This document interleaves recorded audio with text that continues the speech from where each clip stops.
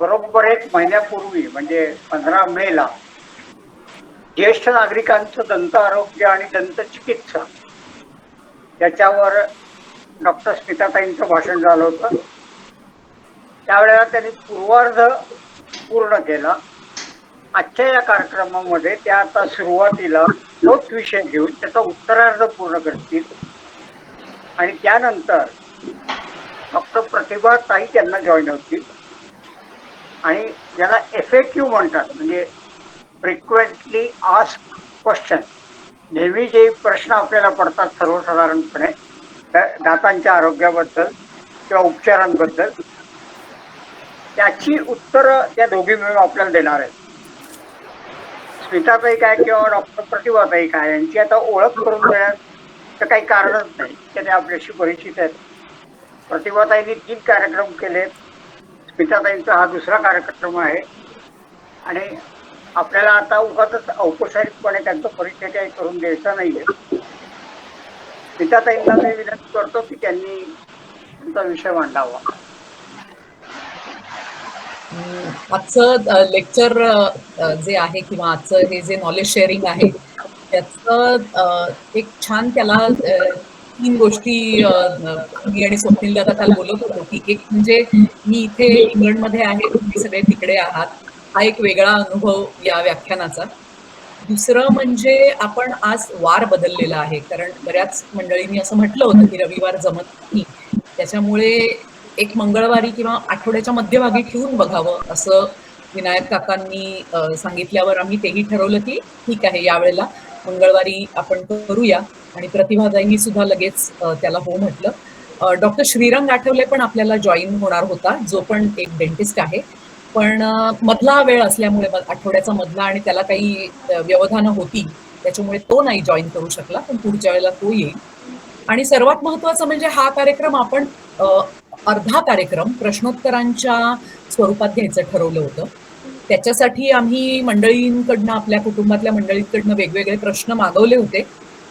खरं सांगायचं तुम्हाला, सगळ्यांना तर प्रश्न काही आले नाहीत आम्हाला, पण प्रतिभाताई आणि मी असं बसून आम्ही असे प्रश्नांची एक जंत्री तयार केली की आम्ही साधारण कुठल्याही एक कार्यक्रमाला गेलो, म्हणजे नॉन डेंटल कार्यक्रमाला, की परिचित मंडळी आम्हाला, आम्ही डेंटिस्ट आहोत म्हणून काही प्रश्न विचारतात, काही शंका असतात की ज्या खूप कॉमनली विचारल्या जातात. जसं विनायक काका आता FAQ म्हणाले तसं फ्रिक्वेंटली आस्क क्वेश्चन्स. तो आम्ही त्याची एक जंत्री तयार केली आणि ते आम्ही एकमेकींना ते प्रश्न विचारत आम्ही त्यांची उत्तरं देणार आहोत. आणि बहुधा त्याच्यामुळे संकोचाने होईना म्हणा किंवा काही राहून गेले असतील म्हणा प्रश्न विचारायचे, ते आम्हीच प्रश्न तुमच्या वतीने काढलेले आहेत आणि त्याचीच आम्ही उत्तरं देणार आहोत. तो पूर्वार्धाचा भाग आपण बघूया. विनायक काका आणि स्वप्नील दादा, तुम्हाला जरा मी विनंती करते की माझा जर का टाइम थोडा एक्सटेंड व्हायला लागला तर प्लीज मला एक 5 मिनिटं अगोदर तुम्ही सांगाल, दोघांपैकी कोणतरी. तर मी आता सुरू करते. तर आज आपण उत्तरार्ध बघतोय, म्हणजे गेल्या वेळेला आपण समस्या काय होत्या की बाबा ज्यामुळे दात गमावले जातात आणि दात गमावले गेल्यामुळे आरोग्याच्या वेगवेगळ्या समस्या निर्माण होतात ज्येष्ठ नागरिकांच्या मध्ये, हे आपण पाहिलं. आता त्याचं समाधान काय आहे, की त्याची ट्रीटमेंट कशी आहे, त्याची उपचार पद्धती काय आहे, म्हणजे जर का गमावलेले दात पुन्हा आपल्याला हवे असले तर ते काय पद्धतीने मिळवता येतील ते आपण बघूया. जसं विनायक काकांनी सांगितलं की फॉर्मल इंट्रोडक्शनची गरज नाहीये, पण ही एक अगदी स्लाइड फ्लॅश करते अर्ध्या मिनिटात, की जेणेकरून एक छोटी माझी ओळख तुम्हाला मिळेल. आता काही काही वेळेला अगदी प्रसंग बाका होतो, म्हणजे कसं, आपले जे आपण म्हणतो खायचे दात आणि दाखवायचे दात, त्यातले दाखवायचे दात हे सामाजिक दृष्टीने आपल्याला खूप महत्वाचे असतात, कारण आपलं पहिलं जे इम्प्रेशन आहे ते आपल्या हास्यामुळे असतं, हे गेल्या वेळेला आपण सगळ्यांनी बघितलं. आता ह्या पेशंटचा हा एक समोरचा पटाशीचा दात गमावला गेलाय, त्याच्यामुळे त्याच्या हास्यामध्ये, स्माईलमध्ये किंवा चेहऱ्याच्या प्रेझेंटेशनमध्ये किती पटकन फरक पडलाय बघा. प्रत्येकाची नजर पहिल्यांदा त्या नसलेल्या दाताकडे बरोबर जातीये, त्याच्यामुळे हा दात रिप्लेस होणं किंवा हा दात पुन्हा तिथे प्रस्थापित होणं तोंडामध्ये, हे पेशंटला मानसिकरित्या, सामाजिकरित्या खूप महत्वाचं असतं. बोलण्यासाठी पण तितकंच महत्वाचं असतं. कारण जसं मी गेल्या वेळेला म्हटलं, की त, थ, द, ध, स, श हे काही जे उच्चार आहेत, ते आपण पुढच्या दातांच्या साहाय्याने करतो. दंतव्य, तालव्य हे सगळं आपल्याला शाळेमध्ये शिकवलेलं आहे. तर हे जे दंतव्य शब्द आहेत, ते पटाशीच्या दातांशिवाय आपल्याला नीट उच्चारता येत नाही. तर आता आपण बघूया, की ह्याची रिप्लेसमेंट म्हणजे हे गमावलेले दात पुन्हा मिळवता कसे येतात. याला 3 उपचार पद्धती आहेत. एक इथे तुम्ही बघितलत तर हा असा खिळ्यासदृश एक भाग दिसतोय. यालाच इम्प्लांट असं म्हणतात. इम्प्लांटचं शास्त्र आता इतकं काय म्हणूया आपण त्याला प्रगत झालेलं आहे, की त्याच्यासाठी आपल्याला कधीतरी पुढे एक वेगळं लेक्चर घ्यायला लागेल. कारण लोकांना इम्प्लांट म्हणजे खूप उत्सुकता असते. आता हा बघा, इम्प्लांट म्हणजे थोडक्यात अगदी तुम्हाला सांगायचं, की एक भिंतीत आपल्याला खिळा ठोकायचा आहे. एक फ्रेम किंवा घड्याळ भिंतीवरती लावण्यासाठी किंवा कॅलेंडर टांगण्यासाठी. त्या पद्धतीने टायटॅनियम नावाच्या धातूचा हा खिळा आपण हाडामध्ये बसवला, अगदी ज्याप्रमाणे स्क्रू भिंतीत बसवतो किंवा खिळा ठोकतो त्या पद्धतीने, आणि त्याच्यावरती सिरॅमिक या मटेरियलने जे दातासारखं दिसणारं मटेरियल आहे त्यांनी हा दात आपण पुन्हा इथे नेऊन प्रस्थापित केला. म्हणजे मुळासकट, अक्षरशः मुळासकट सगळा दात गमावलेला आपल्याला परत मिळाला. ही झाली एक उपचार पद्धती. दुसरी उपचार पद्धती ज्याला ब्रिज असं म्हटलं जातं. याच्यामध्ये तुम्हाला दिसेल की हा जो एक दात आहे किंवा ज्याला आपण खुंट म्हणू किंवा खांब म्हणूया, आणि हा एक दात आहे जो या बाजूचा खुंट किंवा खांब आहे. त्या दोन्ही दातांना एक प्रकारे आकार दिला जातो. ते दात ट्रिम केले जातात किंवा ज्याला दात प्रिपेअर केले जातात असं आम्ही टेक्निकल भाषेत म्हणतो. आणि या 2 दातांच्या प्रिपरेशन नंतर त्यांचं माप घेऊन अशा प्रकारे ह्या 2 दातांचा आधार घेऊन मधला जो गमावलेला दात आहे तो बसवला जातो. आता या 2 दातांचा आधार घेतला जातो म्हणून या कन्सेप्टला ब्रिज असं म्हणतात. म्हणजे ज्याप्रमाणे पूल हा 2 खांबांच्या मदतीने बांधला जातो, त्याप्रमाणे हे 2 जे शिल्लक दात आहेत ते खांब आणि मधला जो दात गमावलेला आहे तो रिप्लेस करणं, म्हणजे परत तुम्हाला प्रस्थापित करून देणं, असा ह्या ब्रिज या प्रकाराची ही संकल्पना आहे. त्याच्यापेक्षाही सोपा उपाय म्हणजे मंडळी, तुम्ही मनात विचार करत असाल की ह्या इम्प्लांटला करायला वेळ लागत असणार, ब्रिज बनवायला पण वेळ लागत असणार. आता आमच्याकडे असे बरेचसे पेशंट येतात, काही काही तरुण मंडळी पण असतात की दात गमावलाय आणि आता वावरणं शक्य नाहीये समाजात. काही शिक्षक मंडळी असतात, काही रोजच्या रोज लोकांशी संपर्क येणारे म्हणजे पब्लिक रिलेशन ज्याला म्हणतात तसे असतात, काही सामाजिक कार्यकर्ते असतात, नेते असतात, किंवा काही नाट्य सिने क्षेत्रामध्ये वावरणारे लोक असतात. कोणीही असो, समोरचा दात जर का गमावला गेलाय तर त्याला लगेचच आपल्याला पुनःप्रस्थापित कसं करता येईल याचा एक छोटा सोपा उपाय म्हणजे 1 टूथ रिमूव्हेबल पार्शल डेंचर.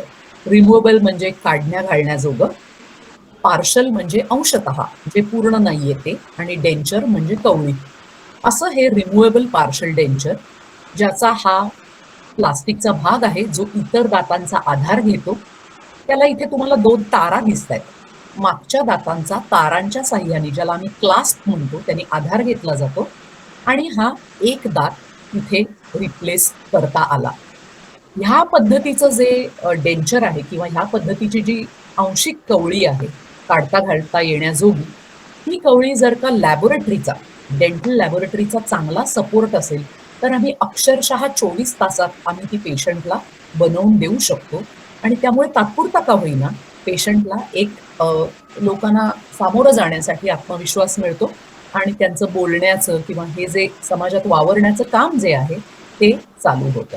असे हे 3 पर्याय एक दात जर का गमावला त्याच्यासाठी आहेत. आता इम्प्लांट म्हणजे काय हो? कितीतरी वेळेला आम्हाला हा प्रश्न विचारला जातो की इम्प्लांट ही काय भानगड आहे? तर ही भानगड अशी आहे की याचे 3 भाग आहेत.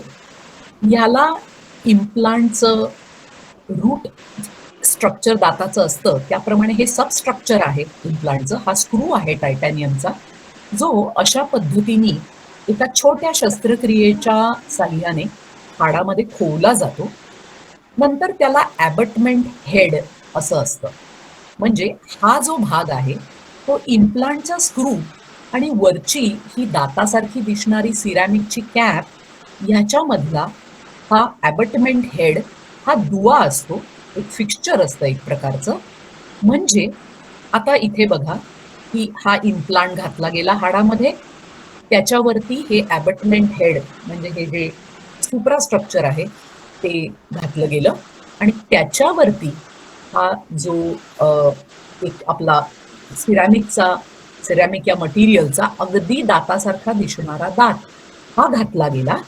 ॲज अ एंड रिझल्ट आपल्याला हे असं दिसेल की एकूण इम्प्लांटचं स्ट्रक्चर हे पूर्ण रिप्लेसमेंट प्रोसिजर पूर्ण झाल्यानंतर, सगळी आपली उपचार पद्धती पूर्ण झाल्यानंतर हे असं दिसणार आहे.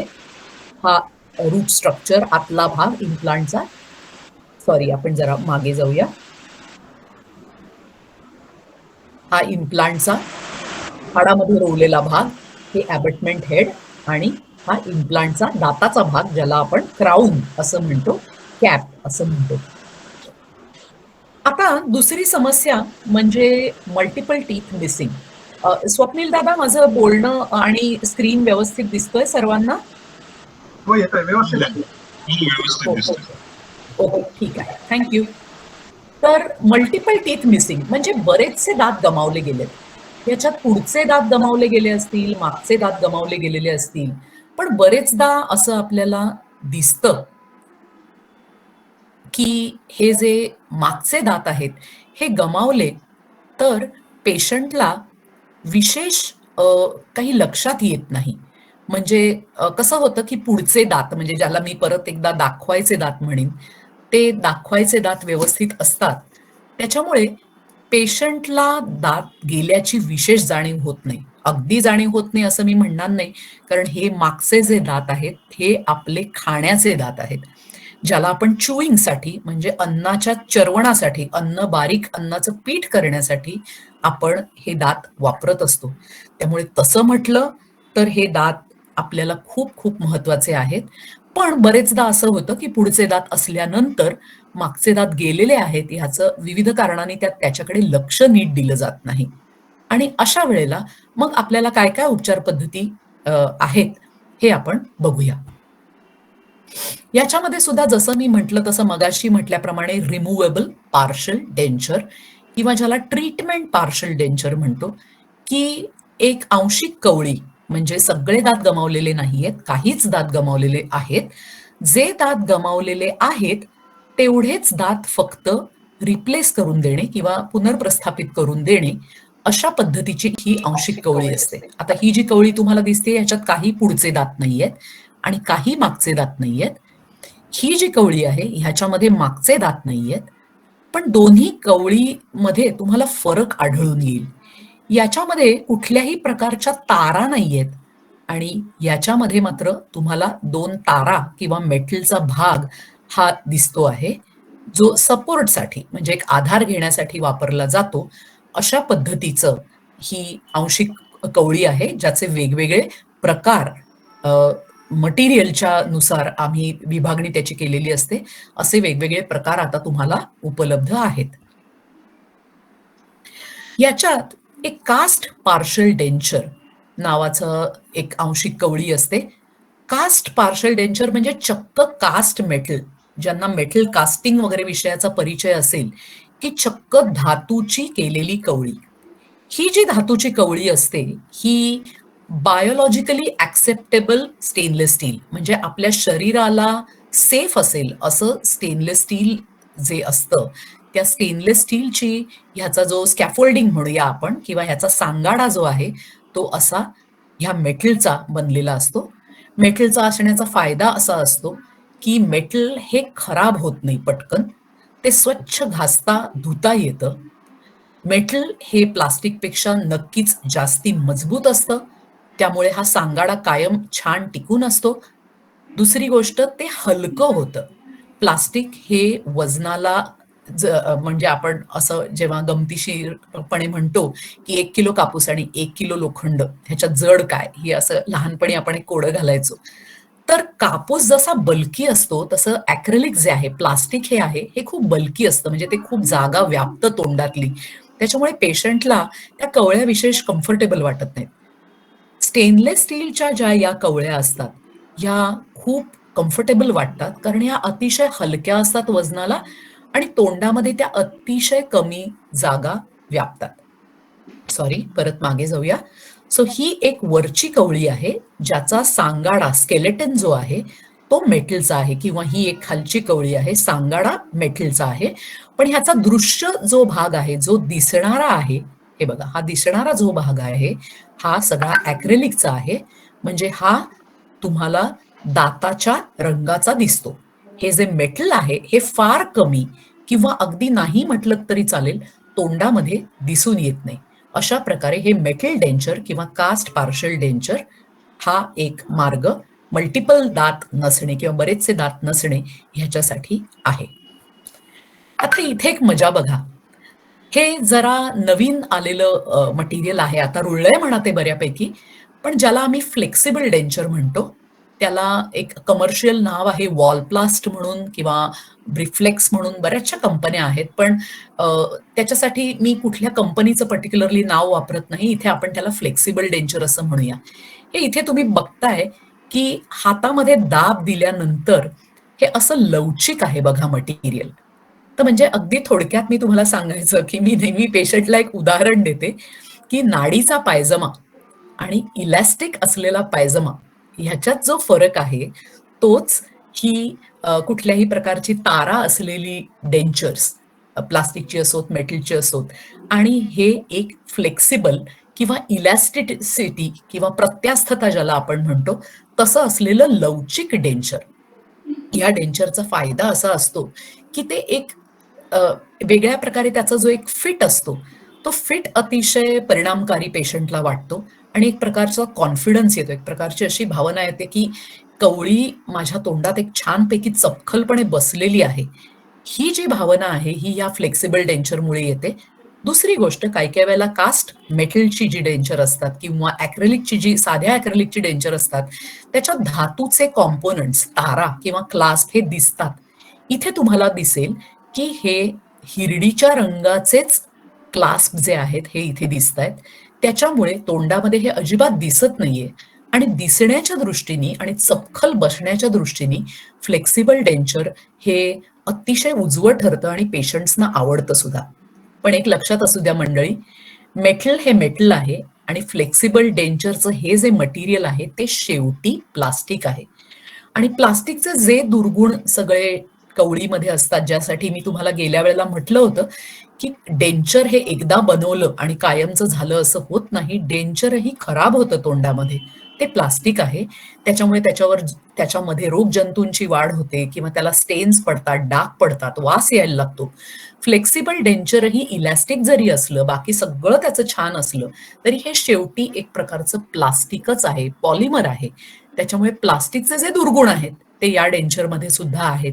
त्यामुळे 3 ते 5 वर्षाच्या कालावधीमध्ये हेही डेंचर किंवा ही कवळी सुद्धा आपल्याला बदलायला लागते. पुढे बघूया की मल्टिपल दात गमावलेले आहेत, पण पेशंट म्हणतो नाही, मला कवळी नाही घालायची, मला हे रोजची काढ घाल, हा जसा आता माझा चष्मा मी काढला घातला हे नकोय, मला लेन्स घालून मिळेल का, जेणेकरून माझी चष्म्यापासून सुटका होईल. तर आहे, त्यालाही हा पर्याय आहे. मगाशी म्हटल्याप्रमाणे इम्प्लांटच.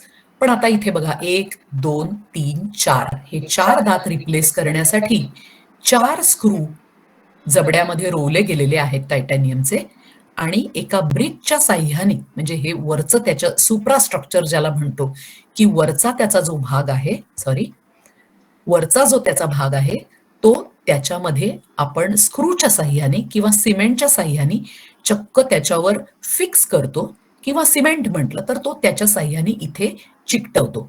अशा प्रकारे मल्टिपल इम्प्लांट्स किंवा एकापेक्षा जास्त इम्प्लांट सुद्धा आपण जबड्याच्या हाडामध्ये रोवू शकतो आणि त्या माणसाला कायमचे न काढता घालायला लागणारे असे पण दात आपण देऊ शकतो.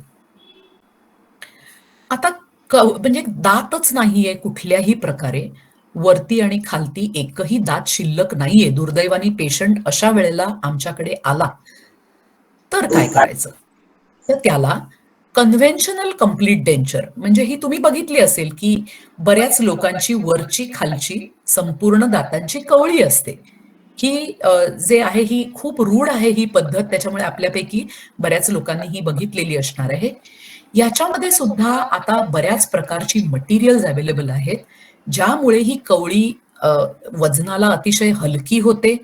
तोंडामध्ये लाईट असते किंवा त्याचं जो एक फिलिंग म्हणतो आपण त्याला, एक त्याचा स्पर्श किंवा ते कॅरी करणं, तोंडामध्ये वागवणं हे खूप सोपं झालेलं आहे वेगवेगळ्या ह्या चांगल्या चांगल्या आलेल्या मटेरियल्समुळे.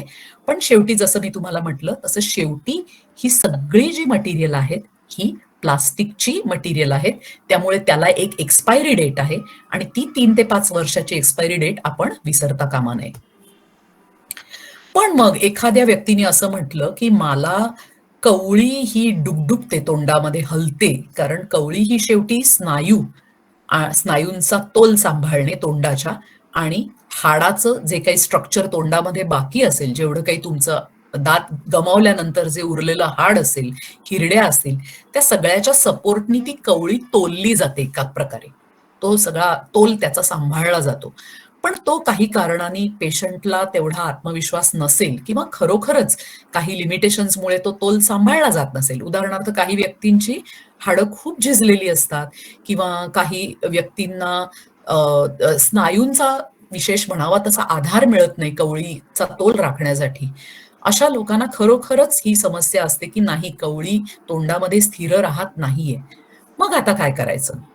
तर मग हल्ली हे बरेचसे इम्प्लांट्स घालून इम्प्लांटच्या साहाय्याने त्याचा काउंटर पार्ट, म्हणजे जो त्याचा वरचा बसणारा भाग आहे, ज्याला आपण लॉक अँड की मेकॅनिझम म्हणतो, तशा पद्धतीने इम्प्लांट्स हे हाडामध्ये घातलेले आहेत आणि कवळीचा जो भाग आहे तिथे तुम्हाला ह्याचं वरचं जे स्ट्रक्चर आहे आतलं, जी म्हणजे लॉक जे आहे आणि ही की आहे, अशा पद्धतीने ही कवळी जरा जास्त फिट बसण्याचा फायदा ह्या इम्प्लांट्समुळे होतो. इम्प्लांट्सचा अजून एक फायदा असा असतो की हाड जे असतं ते दात गमावल्यानंतर झपाट्याने झिजायला लागतं. पण इम्प्लांट जर का बसवले तर हाड झिजण्याचा जो दर असतो, रेट असतो, तो हाड झिजण्याचा दर कमी होतो आणि हाड बरचसं शाबूत राहायला मदत होते, जे सपोर्टिंग हाड असतं, सपोर्ट डेंचरला देणारं हाड असतं. त्यामुळे ह्याला आपण हायब्रिड काइंड ऑफ प्रोस्थेसिस असं म्हणतो. म्हणजे दोन्ही प्रकारे याच्यामध्ये फिक्स्ड कॉम्पोनंट सुद्धा आहे, जो जबड्यात फिक्स आहे, आणि रिमुवेबल कॉम्पोनंट सुद्धा आहे, म्हणजे ही कवळी फक्त ही स्क्रूच्या साहाय्याने लॉक अँड की या मेकॅनिझमच्या प्रकाराने ती तोंडामध्ये अधिक जास्त चांगली स्थिर बसू शकते आणि पेशंटला आत्मविश्वास वाटतो. हे बघा, हे अशाच प्रकारचं एक बार डेंचर आहे की एक 4 इम्प्लांट इथे बसवलेले आहेत. त्या 4 इम्प्लांटना एका बारनी किंवा सळईनी असं जोडलेलं आहे. हे अर्थात ह्याच्यासाठी सगळ्यासाठी आम्हाला अतिशय उत्तम लॅबोरेटरीजची साथ लागते. म्हणजे जसं आपण म्हणूया की सूर्य आणि त्याचा रथ चालवायला मात्र अरुणाची गरज असते, त्याप्रमाणे आम्हाला अतिशय उत्तम लॅब टेक्निशियन्स जे असतात त्यांची आवश्यकता असते. हे क्षेत्रही आता खूप झपाट्याने पुढे चाललंय. हे आपलं एक जाता जाता मी टिप्पणी करते की आपल्यापैकी जी तरुण मुलं आहेत, पुढली जी पिढी आहे, त्यांनी जरूर हे तंत्रज्ञान शिकावं आणि ह्याच्यामध्ये खूप अतिशय या पर्टिक्युलर फील्डला डिमांड आहे आणि उत्तम लॅबोरेटरी टेक्निशियन्स आपल्याला पाहिजे आहेत. त्यामुळे हेही एक चांगलं फील्ड आहे, याची मी किंवा प्रतिभाताई तुम्हाला माहिती नंतर देऊ शकू. असो, तर हे इम्प्लांट्स आणि त्यांना जोडला जाणारा हा बार किंवा ही सळई, ह्याच्या साह्याने सुद्धा एक छान स्थिर बसणारी अशी कवळी आपण देऊ शकतो. हाही एक प्रकारचा हायब्रिड प्रोस्थेसिस आहे, म्हणजे ज्याच्यामध्ये फिक्स्ड भाग पण आहे आणि रिमुवेबल किंवा काढता घालण्यासारखा भाग पण आहे, ज्याला आपण बार डेंचर असं म्हणतो. पुढे बघूया. हा बघा, बार डेंचर हे असं दिसेल. ह्या ज्या आहेत ह्या सगळी ही लॉक आहे आणि ह्याच्यामध्ये कीज म्हणजे ही कुलपाची जागा आहे, खाचेची जागा आहे. आणि या खाचेमध्ये ज्या किल्ल्या आहेत त्या तुमच्या दातामध्ये ते रोवले गेलेले खिळे जे आहेत ते आहेत. आणि अशा दृष्टीने अशा पद्धती आहेत त्याच्यामध्ये ते खिळे बसतील आणि ते डेंचर असं फिट बसेल. म्हणजे पूर्वी जी चापाची बटणं होती तशा पद्धतीचा थोडासा तो मेकॅनिझम आहे. पण हे डेंचर काढा घालायचं असलं तरी सुद्धा बऱ्याच वेळेला पेशंट अतिशय कम्फर्टेबली ते डेंचर बराच वेळ तोंडामध्ये वापरू शकतो आणि ते पडायची त्याला भीती वाटत नाही. त्यामुळे एक मानसिक रीतीने सुद्धा त्याला पेशंटला खूप त्याचा आत्मविश्वास वाढतो. दिस इज फुल इम्प्लांट सपोर्टेड डेंचर, म्हणजे पूर्णपणे इम्प्लांटचा आधार घेऊन बनवलेलं हे डेंचर आहे. हायब्रिड प्रोस्थेसिस हे आता आपण तोंडात पाहतो आहे की हे 1 2 3 4 5 6 इम्प्लांट्स घातलेले आहेत इथे. हे फिक्स भाग आहेत आणि ही जी कवळी आहे ती रिमूव्हेबल आहे. तर त्या इम्प्लांटमध्ये खोचून ही आपल्याला हायब्रिड पद्धतीने ही अशी कवळी वरती खोचून व्यवस्थित बसवता आलेली आहे. सो अशा रीतीने अगदी थोडक्यात, कारण आपले प्रश्नोत्तर अजून पुढे बाकी आहेत, त्यामुळे अतिशय थोडक्यात मी दात गमावले गेले असताना काय काय करू शकतो, अगदी सोप्यातल्या सोप्या कवळीपासून ते ब्रिज पासून ते इम्प्लांट्स पर्यंत, पूर्ण कवळीपासनं ते फुल माउथ इम्प्लांट्स पर्यंत, हायब्रिड प्रोस्थेसिस पर्यंत आता डेंटल टेक्नॉलॉजीमुळे आपल्याला काहीही करणं शक्य आहे. अर्थात त्याला मानवी मर्यादा आहेत की तुमच्या तोंडामध्ये काय नीट होऊ शकतं, हा एक त्यातला भाग आहे. सगळ्यांनाच सगळ्या ट्रीटमेंट्स लागू पडतात असं नाही. नेहमी आम्ही मेडिकल फील्डमध्ये म्हणतो 2+2 इज नॉट 4 ऑलवेज. हे आमच्या बाबतीत खूप खरं आहे. त्याच्यामुळे प्रत्येक पेशंट व्यवस्थित तपासून त्याची एक्सरे सीटी स्कॅन तपासणी करून जर इम्प्लांट करायचं असेल तर आपण पडताळून पाहू शकतो की या पेशंटला हे करता येण्यासारखं आहे का नाही, आणि मगच आपण त्या पेशंटला ती ट्रीटमेंट सुचवतो. अजून एक फरक आमच्या फील्डमध्ये असा पडलाय की आता आम्ही ट्रीटमेंट सुचवतो, आम्ही पेशंट्सला ऑप्शन देतो.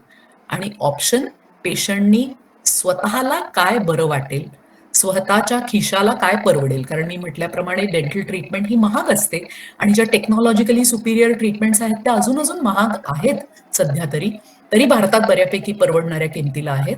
पण आपल्याला जी सुटेबल वाटेल ती ट्रीटमेंट चूज करून आपण निदान टूथलेस ऑकवर्ड स्माइल ज्याला म्हणतो, की दात नसलेलं एक बोळकं, हे जे कन्सेप्ट जी मनाला अतिशय लागणारी आहे त्यातनं आपली सुटका होईल आणि अतिशय सुंदर असं हसू आपण आपल्या चेहऱ्यावर पुन्हा बाळगू शकतो. सो तुम्हा सर्वांचे खूप खूप आभार. कारण हा विषय कुठलाही आरोग्याचा विषय असला ना की तो अतिशय काय म्हणूया लोकांना कंटाळवाणा असतो. मी विनायक काकांना म्हटलं सुद्धा की करमणुकीच्या कार्यक्रमांना जास्ती लोकांचा रिस्पॉन्स असतो. पण माझ्याकडनं मी प्रयत्न केला की जितक्या सोप्या पद्धतीने आणि जेवढी रंजक प्रकारे माहिती तुम्हाला ही देता येईल तेवढी मी दिली. आणि Indian prosthodontic society, Dinanath Mangeshkar hospital, rotary club of Pune west ह्या तिघांच्याही विद्यमाने हे कार्यक्रम मी करत आलेली आहे आतापर्यंत. आणि जेरियाट्रिक सोसायटी ऑफ इंडिया या सर्वांच्या मतीने तुमचे मी खूप आभार मानते. धन्यवाद.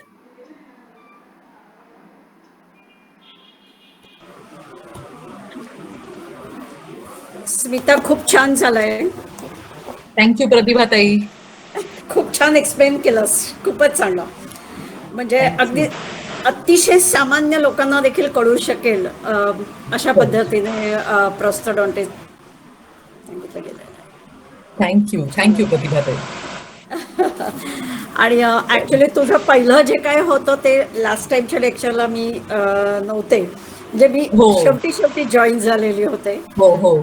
ते मिस केलं. आणि आता माहिती नाही स्वप्नील जी केव्हा आता तो परत पूर्णपणे टाकणार आहेत, आपल्याकडे पाठवणार आहेत. असं I am really looking forward.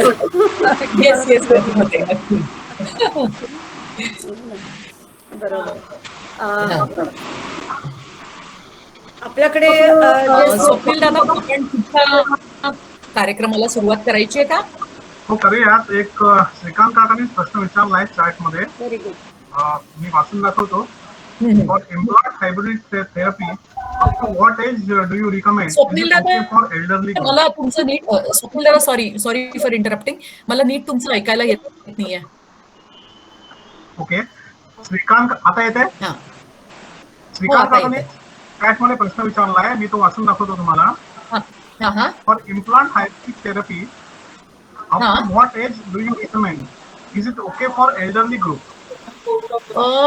Yes, absolutely. जसं मी म्हटलं तसं इम्प्लांटचे माझे एक पेशंट आहेत, तुम्हाला ऐकून आश्चर्य वाटेल, ज्यांना 86व्या वर्षी इम्प्लांट्स केले होते आणि इव्हन त्याच्यापेक्षाही एल्डरली. पण त्याच्यामध्ये म्हटलं तसं एक मोजपट्टी आपण सर्वांसाठी नाही लावू शकत.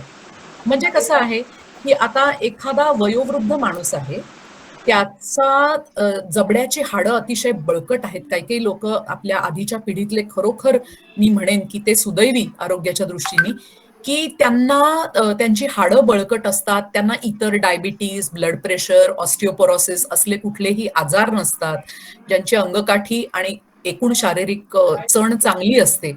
अशा लोकांना वयाची मर्यादा नसते. डेंटल वरती तर अशा लोकांना वयाची मर्यादा नसते. सगळ्यांना त्यामुळे पाठवलं होतं.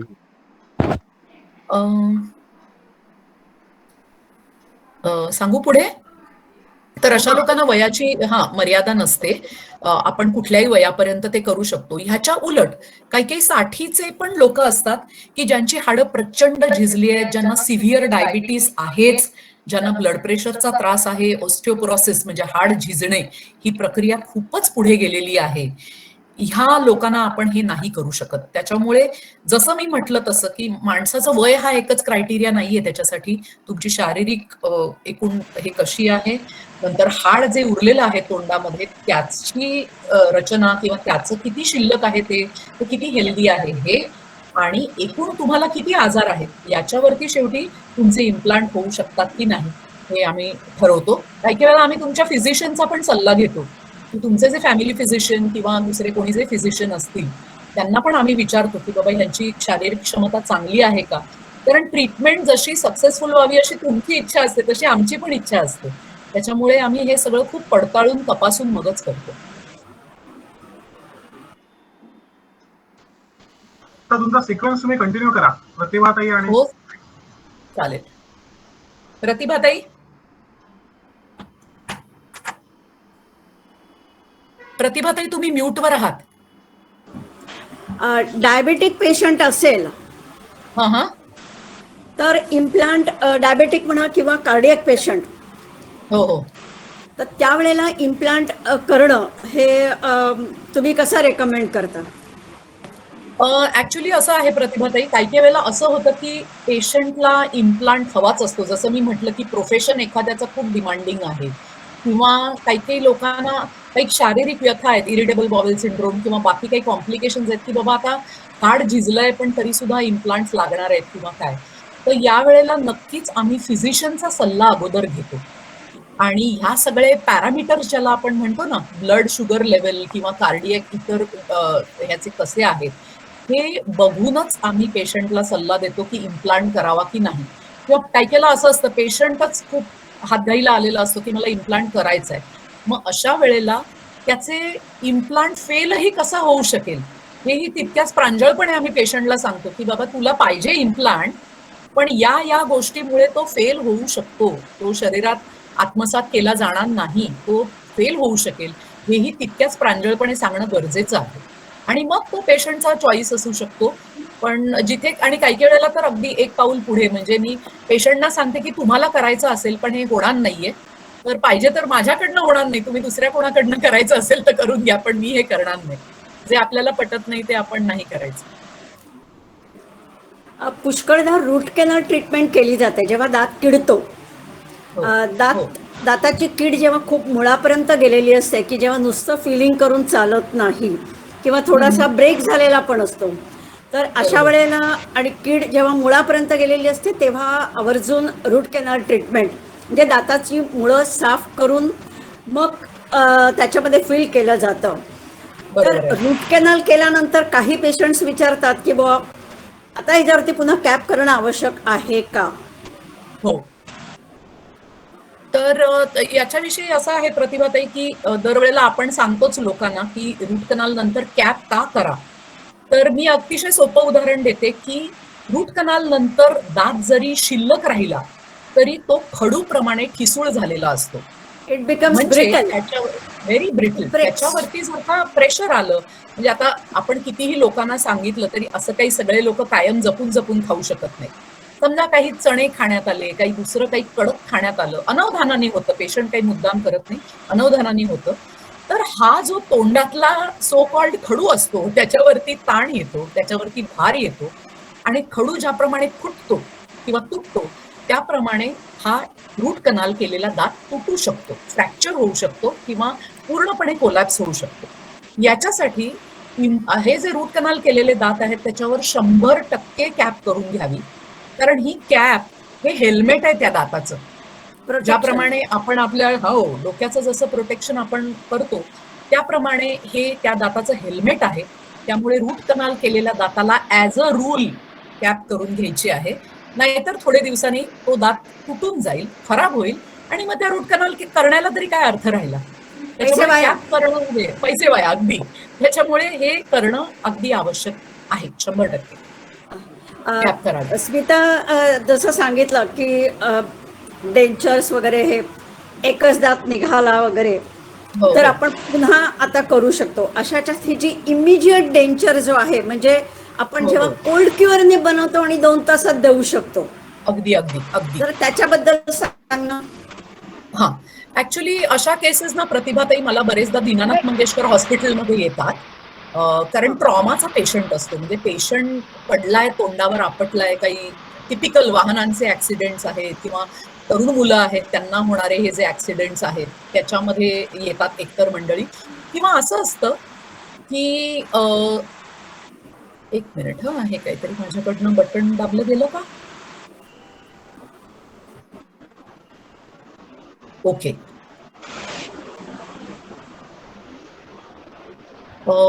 मी आहे, हे व्यवस्थित दिसतंय का आता जे आहे ते आपल्याला? हो, दिसतंय. तुम्ही कंटिन्यू करा. स्क्रीन कंटिन्यू कर. तर ह्या एक प्रकारचे पेशंट ज्याच्यामध्ये आपण प्रतिभाताई म्हणतो तसे इमिजिएट पार्शल डेंचर हे आम्ही देतोच. म्हणजे आणि दुसरा सेट ऑफ पेशंट आहे ज्याच्यामध्ये कोल्ड क्युअरचं, किंवा दुसरा सेट ऑफ पेशंट जो आहे की बाबा दात काढले जाणार आहेत हे माहिती आहे, प्लॅनिंग झालेलं आहे दात काढण्याचं, कारण दात हलतायत म्हणा किंवा वेडेवाकडे आहेत, काही त्याच्यामध्ये आजार आहे त्या दातांना असा की दात काढणं आता म्हणजे त्याच्याशिवाय दुसरा काही उपाय राहिलेला नाहीये. दात काढल्या अशा पेशंटचं आधी प्लॅनिंग करून, त्याला सुद्धा एक प्रोसिजर आहे इमिजिएट डेंचर्सना, तशा प्रकारे प्लॅनिंग करून करेक्ट हे करता येईल, हे रेडी ठेवता येईल. म्हणजे दात काढले की लगेच सुद्धा पेशंटला बोलवून आपण ती कवळी त्या पेशंटला देऊ शकतो. आणि जे एक एम्बॅरेसमेंट आहे, म्हणजे पेशंटला जो एक संकोच होणार आहे किंवा मला हे असं नाही लोकांना सामोरं जाता येत असं जे एक फिलिंग आहे ते आपण निश्चित काढू शकतो. नक्कीच. म्हणजे पेशंट जेव्हा आपल्याकडे क्लिनिकमध्ये येतो तेव्हा दात असतो तोंडात, परंतु जाताना देखील त्याच्या तोंडात दात असतो. लोकांना कळायला काय किंवा घरातल्या लोकांनाही कळायला मार्ग नाही की तो दात काढलाय आणि इथं इमिजिएटली 2 तासात दात बसवलाय. ऑफकोर्स हा टेम्पररी असतो, तो काही जास्त कोल्ड क्युअर मध्ये म्हणजे त्याला काही स्ट्रेंथ नसते. It is meant only for the show. बरोबर आहे, अगदी बरोबर, अगदी बरोबर. पण त्यांनी खूप एम्बॅरेसमेंट, म्हणजे काही वेळेला जसं म्हणतो तसं पेशंटला खूप कॉन्फिडन्स येतो आणि सायकोलॉजिकली पेशंटला ते खूप महत्वाचं असतं काही वेळेला. त्याच्यामुळे असं अगदी एक्सेप्शनल गोष्टीत आपण करतो, पण ते शक्य आहे करणं, शक्य आहे. आता प्रतिभाताई प्रश्न विचारण्याचं मी तुम्हाला विचारू का प्रश्न आता? एक मला प्रश्न विचारायचा आहे. हो, बोला ना. Sorry to interrupt. No problem, बोला. मी प्रश्न तसा लिहूनही पाठवला होता आता, की मोठ्या माणसांच्या ट्रीटमेंट बद्दल आपण आता जे सगळं सांगितलं, हो, ते इव्हन मोठ्या माणसांना सुद्धा ज्यावेळेस हे ट्रीटमेंट चालू असतात त्यावेळेस ते सहन करण्याची ताकद खूप कमी असते म्हणजे करावं लागतंच, सहन करतातही.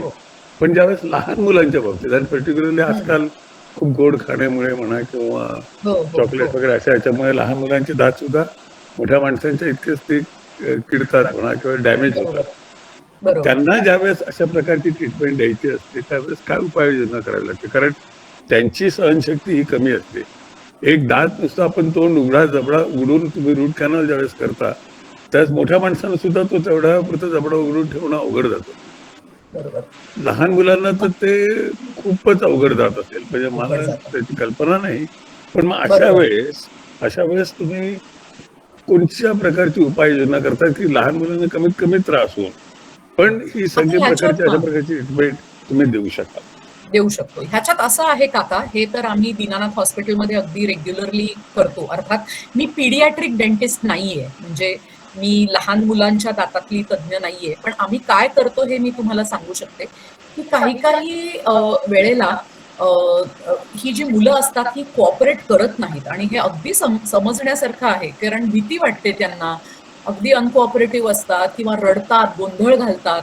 म्हणजे अगदी काही वेळेला भीती वाटते डॉक्टरला सुद्धा की इंजेक्शन द्यायचं असेल तर सुई मोडेल की काय, किंवा असं खूप होऊ शकतं. याच्यासाठी जनरल ॲनेस्थीशिया किंवा सिडेशन हा एक उत्तम उपाय आहे. म्हणजे पीडियाट्रिक डेंटिस्ट आधी सगळे सोपे मार्ग बघतात, म्हणजे मुलांशी नीट व्यवस्थित बोलणं, त्यांना प्रोसिजर समजावून देणं, त्यांच्या कलाकलांनी काम करणं, हे सगळं पीडियाट्रिक डेंटिस्ट हे सगळे पहिले प्रिलिमिनरी उपाय करतात.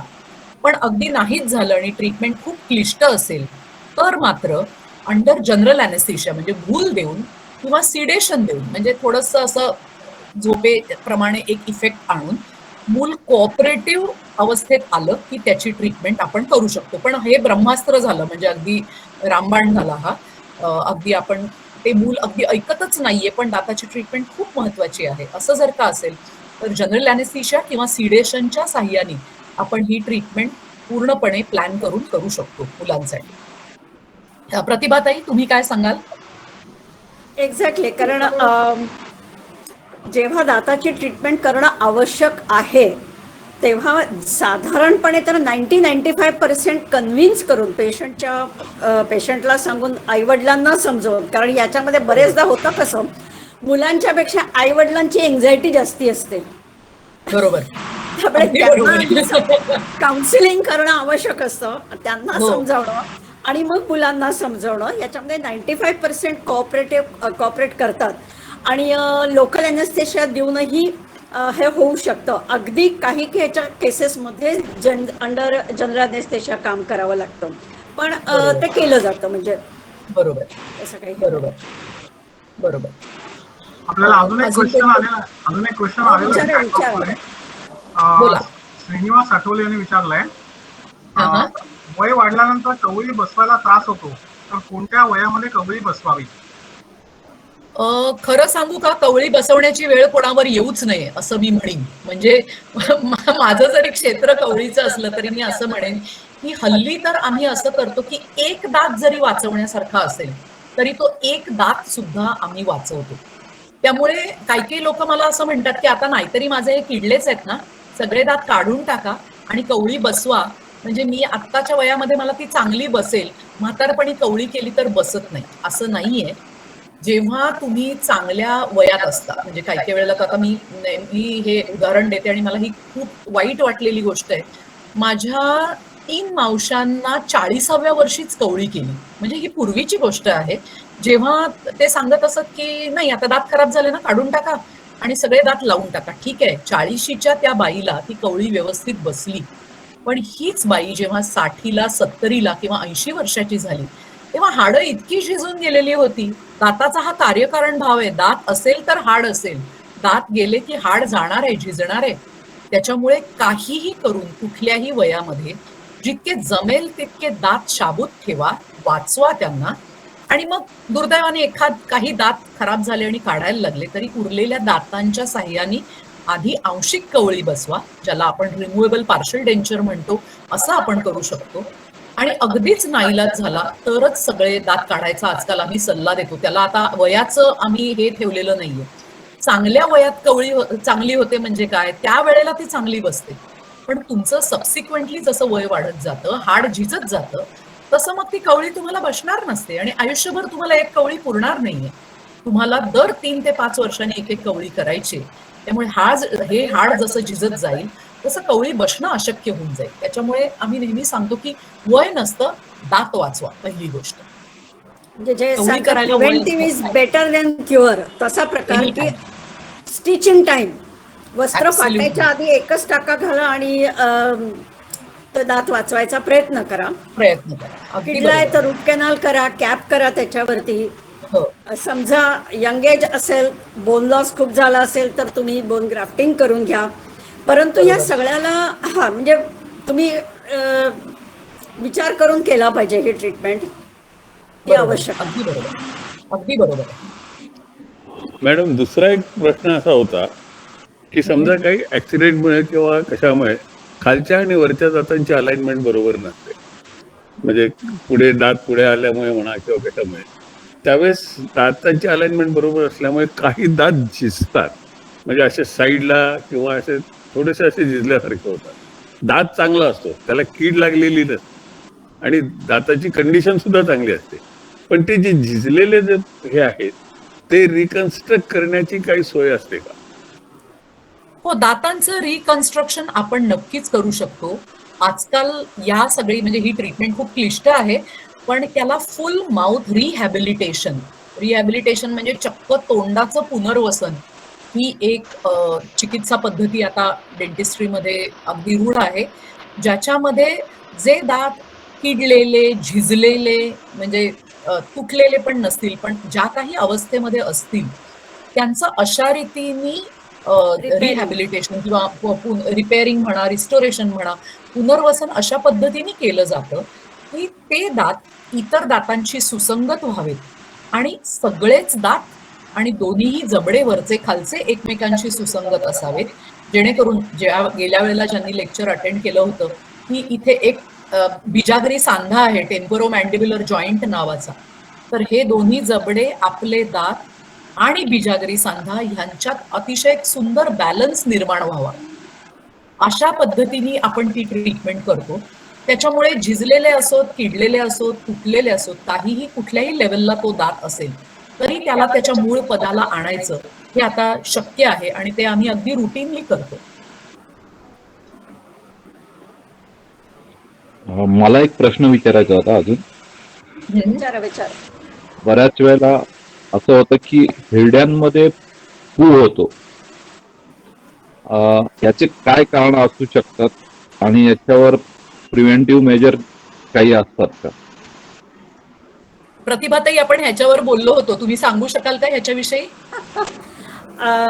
पुष्कळदा काय होतं की आता हा जो हिरड्यांचा प्रॉब्लेम आहे, हे दातामध्ये ज्याला आपण क्षार जमणं म्हणतो, डिपॉझिशन, कॅल्क्युलस डिपॉझिशन जमले जातात. आणि ह्याचं महत्त्वाचं कारण म्हणजे लहान असताना आपण फारसं लक्ष दिलं जात नाही की जे 2 वेळेस ब्रश करायला पाहिजे, डेंटल हायजीन, डेंटल केअर घेतली जात नाही. त्यामुळे हे जे डिपॉझिशन्स आहेत, कॅल्शियम डिपॉझिशन्स, हे आपल्या दातांवरती जमा होत राहतात. म्हणजे एक प्रकारचा असा पड जमा होतो दात आणि हिरड्यांच्या मध्ये. आम्ही जेव्हा सांगतो लोकांना की तुम्ही आता दर 2 वर्षातनं एकदा तरी निदान स्केलिंग करून घ्या, म्हणजे क्लिनिंग करून घ्या, तर पुष्कळदा असं वाटतं काय ते उगीच पैसे काढायला वगैरे म्हणून ते बोलवतात आणि स्केलिंग करायला सांगतात, पण इट इज नॉट सो. जेव्हा हे स्केलिंग केलं जातं तेव्हा आजूबाजूला जमलेले डिपॉझिशन सगळे जातात आणि मग पुन्हा दाताची जी हिरडी असते, गम्सचं परत अटॅचमेंट त्याला व्यवस्थितपणे होऊ शकतं. हे जे पस होणं वगैरे जे आहे ते दात आणि हिरड्या ह्याच्यामध्ये एक प्रकारचं पॉकेट फॉर्मेशन होतं, जिंजॅव्हल पॉकेट फॉर्मेशन. गम्समध्ये पॉकेट फॉर्मेशन झालं की त्याच्यात आपण जे काही खात असतो, पीत असतो, चावल्यानंतर जे काही अन्नकण अगदी बारीक होतात, काही आपण गिळलोही जातात, परंतु जे काही राहतात ते त्या पॉकेट्समध्ये जातात आणि मग त्याच्यामध्ये इन्फेक्शन होत राहतं, जिंजिव्हायटिस होतो.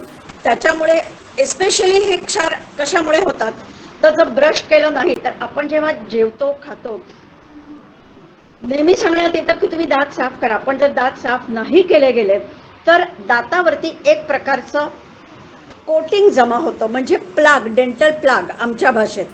आणि तो जो प्लाग तुम्ही जर रोज ब्रश केला गेला नाही, तो जर साफ झाला नाही, दातावरचं कोटिंग एक फिल्म टाईप कोटिंग दाताच्या भोवती जमा होतं.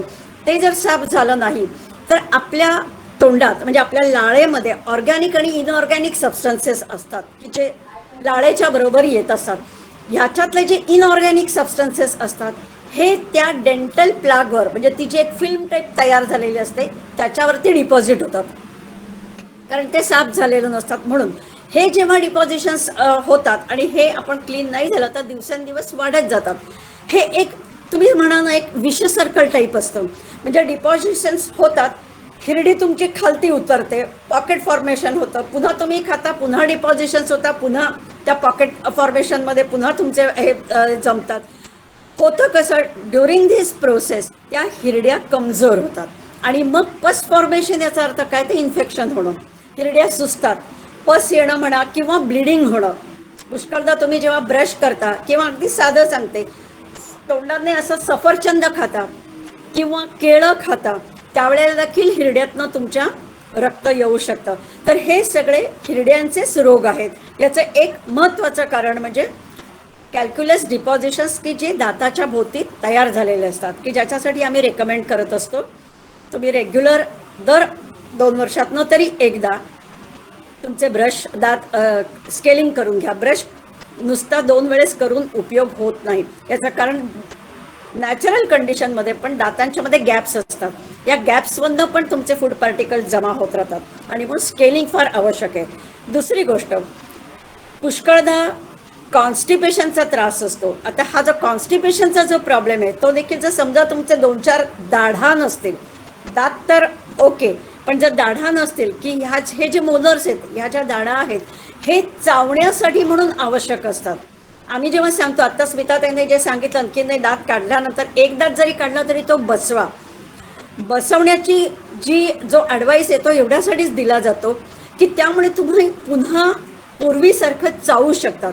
तुम्ही जर चावू शकला नाहीत तर मग तुम्हाला कॉन्स्टिपेशनचे प्रॉब्लेम्स येतात. जेव्हा कॉन्स्टिपेशन वाढतं त्यावेळेला तुमच्या हिरड्या देखील कमकुवत होतात. म्हणजे कॉन्स्टिपेशन आणि जिंजिवायटिस दे गो टुगेदर असं असतं. ॲट द सेम टाईम जेव्हा दात काढला जातो पण तुम्ही बसवत नाही त्यावेळेला अलाइनमेंट नीट करण्याची गरज असते. म्हणजे काय तर तुमचे हे सगळे लाईनीत दात आहेत, तुमचा एक दात नाही, तर त्यावेळेला दातांची एक टिपिकल मेंटॅलिटी म्हणूयात आपण, जशी आपली ह्युमन मेंटॅलिटी असते की आपल्याला जर थोडीशी जागा मिळाली तर आपण लगेच एखादी रूम बाहेर काढतो. खरी गोष्ट आहे की नाही? ही ह्युमन मेंटॅलिटी आहे की मला थोडी 10 फुटाची जागा मिळाली तर मी तिथे त्यांना बाहेर कंपाऊंड करून बाग तरी करेन, नाही तर एखादी रूम तरी वाढवेल. That is the thing. Same way this is the same mentality of your teeth.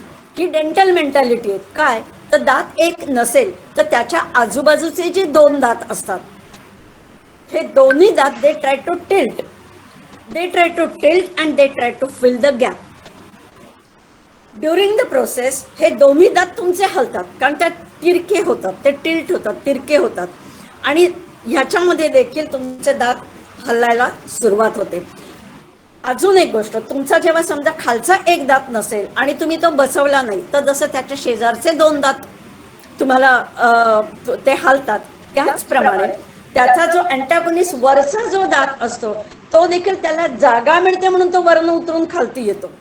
So तुम्ही जर तो एक दात बसवला नाही तर ड्युरिंग द प्रोसेस हे काही ओव्हरनाईट घडत नाही, पण 4 इयर्स 5 इयर्स 10 इयर्समध्ये काय होतं हे तुमचे साईडचे 2 दात आणि वरचा एक दात हे आपली ओरिजिनल पोझिशन्स जी असते ती गुमावतात, ती नाहीशी होते ओरिजिनल पोझिशन आणि हे तिन्ही दात तुमचे हलायला लागतात. आणि याला कारण पुन्हा तुमच्या ज्या हिरड्या कमकुवत होतात, ब्लिडिंग प्रॉब्लेम सुरू होतो. त्याच्यामुळे जेव्हा ब्लिडिंग होत असतं तेव्हा दात पहिले स्केलिंग करून घेणं आवश्यक. दुसरी गोष्ट रेग्युलर म्हणजे 2दा तर ब्रश, थोडा ट्रीटमेंट प्लॅनिंग सांगते तुम्हाला. 2 वेळेस ब्रश करणं आवश्यक आहे. At the same time vitamin C, जेव्हा ब्लिडिंग प्रॉब्लेम्स येतात तेव्हा व्हिटॅमिन सी आणि सगळ्यात रामबाण उपाय म्हणजे गेली 40 वर्ष मी माझ्या क्लिनिकमध्ये आणि गेली 20 वर्ष नॉर्थ ईस्ट काय किंवा गेली 5 वर्ष काश्मीरला काय मी करते ते म्हणजे आमच्या इथून कडुलिंब जो असतो, कडवा लिंबाचा जो पाला, म्हणजे दिस इज द आयुर्वेदिक थिंग पण दॅट हेल्प्स अ लॉट. म्हणजे कुठच्याही गमपेंट पेक्षा देखील हा इफेक्टिव्ह प्रकार आहे. नीम पावडर जी बाजारात आपल्याला मिळते किंवा तुम्ही घरी देखील कडुलिंबाच्या पालापासून पावडर, ते पानं सुकून पावडर घरी बनवू शकतात. ही जी पावडर आहे, ह्या पावडरचं जर मसाज केला, गम मसाज, तर खूप it is a very good tonic for your gums. खूप चांगल्या रीतीने फायदा होतो. हा सकाळ संध्याकाळ गम मसाज करावा प्रत्येकाने, कडुलिंबाच्या पाल्याचा, पावडरीचा. 2 मिनिटं ब्रश मसाज करा, 2-3 मिनिटं थांबा आणि देन स्पिट. खूप 2 वेळेस ब्रश, 2 वेळेस गम मसाज, आणि that will help a lot. अजून काही ऍड करायचं? हा, मला फक्त एवढं सांगायचं होतं त्याच्यामध्ये, प्रतिभाताई, मला एक प्रश्न होता. ओके. आर्टिफिशियल ट्रूथ आणि ओरिजिनल ट्रूथ ह्याच्या स्ट्रेंथ मध्ये किती फरक पडतो? कशात म्हणताय? ओरिजिनल दात आणि आर्टिफिशियल दात क्रशिंग जमीन मध्ये, आसमानाचा बाइटिंग फरक, मध्ये. जमीन आसमानाचा फरक, भरपूर फरक आहे काका हा? ह्याच्यामध्ये. जमीन कारण आसमान. कसं आहे, परमेश्वराने जे आहे, दिलेला दात आणि माणसाने अगदी. बनवलेला दात कधीच तुलना करू नका. दिस इज द नाही, सबस्टिट्यूट. म्हणजे 1/8 म्हणा, 1/7 म्हणा, क्रशिंग असं मध्ये काही क्रशिंग. पर्सेंटेज देता येत नाही. It is up to you to accept the artificial tooth. You have to accept it. It is okay. म्हणजे आफ्टर ऍक्सेप्टन्स ऑल्सो. आता डेंटिस्ट मला सांगतो artificial tooth will give you 1/7 of the strength, crushing strength किंवा biting नाही, अशी strength. नाही, असं मी प्रतिभाताईंशी सहमत आहे. असं काही अमकी स्ट्रेंथ, इतकी स्ट्रेंथ, 1.1% असं काही मी म्हणणार नाही. आर्टिफिशियल दात हा आर्टिफिशियल दात आहे. त्याला म्हणजे जसं मी म्हटलं गेल्या वेळेला, एकदा मी ही प्रतिभाताई म्हण वापरली होती गेल्या वेळेला, की तुम्ही आर्टिफिशियल पाय लावून तुम्ही मॅरेथॉन शर्यत नाही पळू शकत. प्रत्येक गोष्टीची स्वतःची मर्यादा आहे. त्याप्रमाणे आर्टिफिशियल दात लावून तुम्ही काय खाताय, हे अगदी प्रतिभाताईंनी जे म्हटले ते अगदी योग्य आहे. आर्टिफिशियल दात लावून त्या लिमिटमध्येच तुमचं कार्य असलं पाहिजे. कुठल्याही प्रकारे गणिती उत्तर ह्याच्यात नाहीये. पण आर्टिफिशियल दात लावून तुम्ही इनॅमल जे असतं दाताचं, त्याच्यात जी ताकद असते, जी शक्ती असते, ती तुम्ही नाही त्याच्याशी तुलना करू शकत आणि एक्सपेक्टही नाही करू शकत. जसं मी म्हटलं की नी जॉईंट रिप्लेसमेंट वृद्धापकाळामध्ये लोक करून घेतात. ते करून कोणीही 21 किलोमीटरची मॅरेथॉन पळायला नाही जात. तो त्याप्रमाणेच आहे की त्याची मर्यादा तुम्ही नाही उल्लंघन करू शकत. हे तितकंच खरं आहे. ठीक आहे. चॅटबॉक्स मध्ये अजून एक क्वेश्चन आहे. हा, विचारा ना स्वप्नील दादा. विक्रांत काकांनी विचारलेला आहे. 2 क्वेश्चन्स आहेत. बरं. Is it a common perception that full denture fitting takes 2 to 3 months? Hopefully it has something to do with psychological limitations. Is this correct?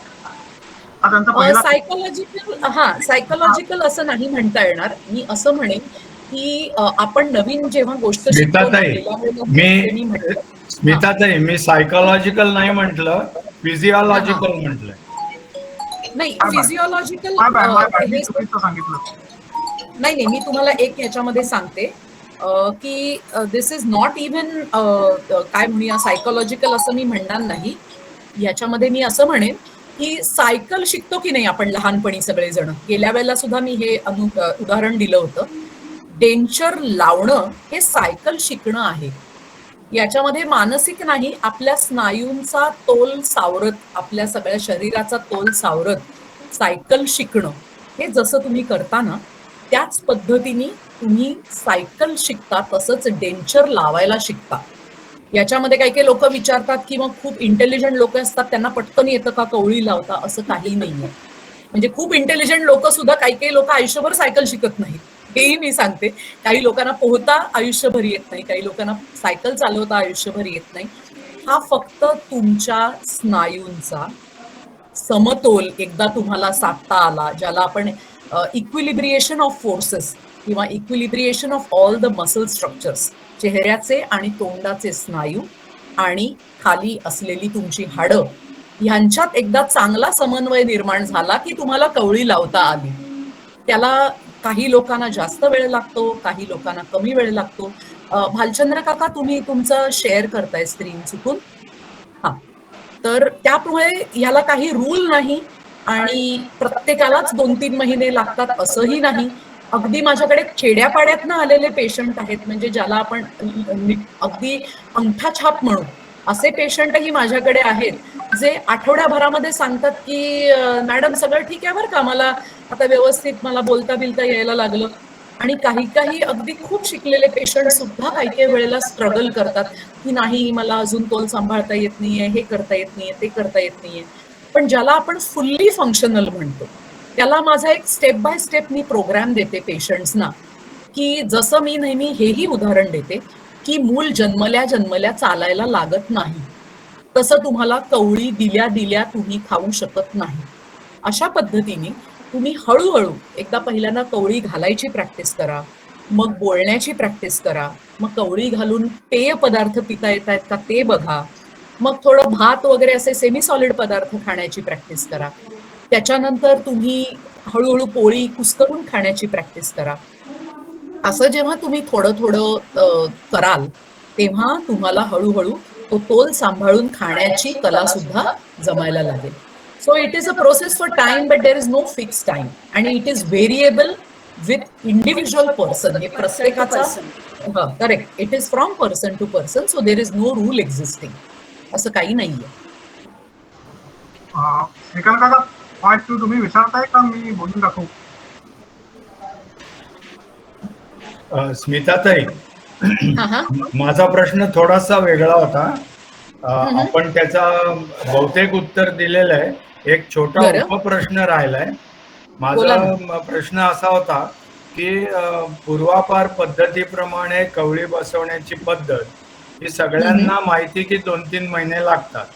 माझा प्रश्न असा होता की नवीन टेक्नॉलॉजी, नवीन टेक्निक्स, नवीन मटेरियल या सगळ्यांच्या अनुभवाने हा वेळ कमी करता येतो का?